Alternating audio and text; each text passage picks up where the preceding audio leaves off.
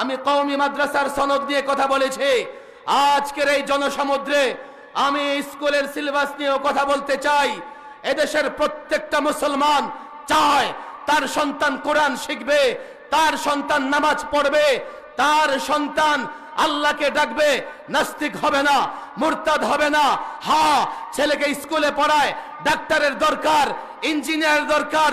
এ মুসলমান, এ আলেম ওলামা, আমি বাংলাদেশের 56,000 বর্গ মাইলের প্রত্যেকটা ইঞ্চি ইঞ্চি জায়গার মুসলমানদের হাত টাচ করে দেখেছি। স্কুলে পড়ায় মা চায় তার সন্তান মুসলমান থাকবে, স্কুলে পড়ায় বাবা চায় তার সন্তান মুসলমান থাকবে। আজকে মালয়েশিয়া, ইন্দোনেশিয়া সন্তান স্কুলে যায়, নামাজ পড়া শেখে, উজু করে শেখে।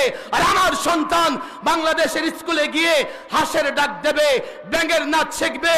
কোত্থেকে ষড়যন্ত্র হচ্ছে?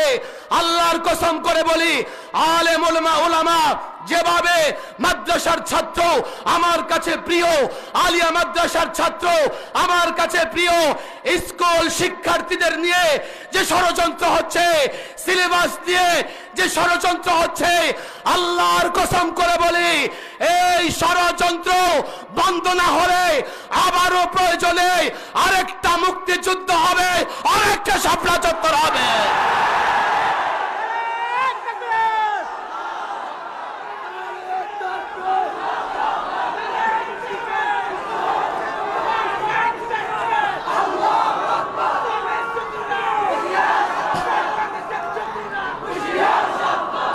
যেহেতু এদেশের প্রত্যেক মুসলিম চায় তার সন্তান দ্বীন শিখবে, ইসলাম শিখবে, সেহেতু এই ম্যান্ডেট এদেশের 16 কোটি জনতা আমাদের দিয়েছে। কান খুলে শোনো, বুঝবার চেষ্টা করো। যেহেতু এদেশের 16 কোটি মুসলিম চায় তার সন্তান যেন নাস্তিক না হয়, ওরা আমাদের ম্যান্ডেট দিয়েছে। তাদের শিক্ষা ব্যবস্থায় ইসলাম বিদ্বেষী, নাস্তিকতাবাদ থাকলে আমাদের প্রতিবাদ করতে হবে, দায়িত্ব আমাদের নিতে হবে।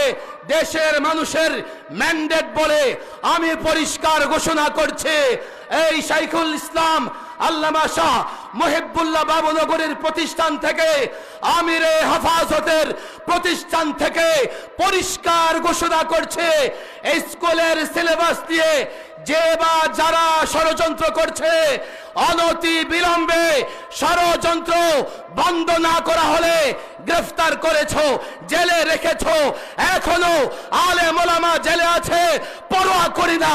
শাহাদাত আমার তামান্না।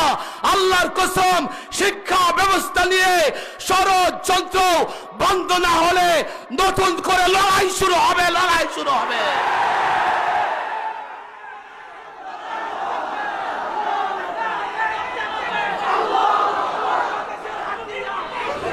পরিষ্কার বলি, ট্রান্সজেন্ডার নামে আরেকটা ষড়যন্ত্র